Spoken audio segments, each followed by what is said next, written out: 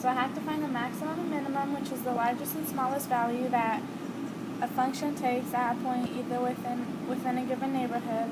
I have to find the vertex, where it can either be a line segment, rays, or where they meet or intersect. The zeros, that's where the function equals 0.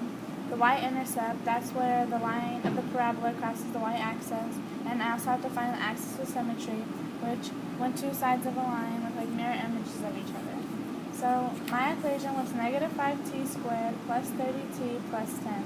So I discovered it has a maximum. Its vertex is 355. Its zeros are negative 0.320, 6.320. Its y-intercept is 0, 10, and its axis of symmetry is 3. Okay, so here is the written and visual example of how I found my work. Okay, can you come over here? Okay, so I know that it has a maximum because the a value is negative, and I also know because when I graphed my parabola it opened down.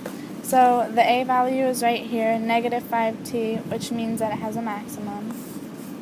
Okay, I know that the vertex is 355. First off, I found my axis of symmetry. I used negative b over 2a. I plugged in my b, which was 30. I put it over 2a, 2 times negative 5, to find that the axis of symmetry was 3, which means that that's the x value of my vertex. And then I found that my y value was 55. And then after graphing, I seen where the line crosses 0, so to find my zeros, which is negative 0.320 and 6.320. I also have written explanations. Okay.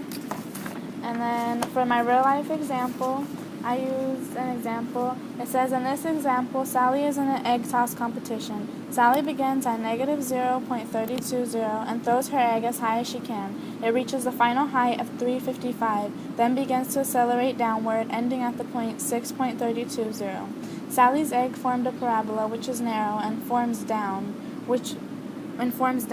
which also means that it has a maximum.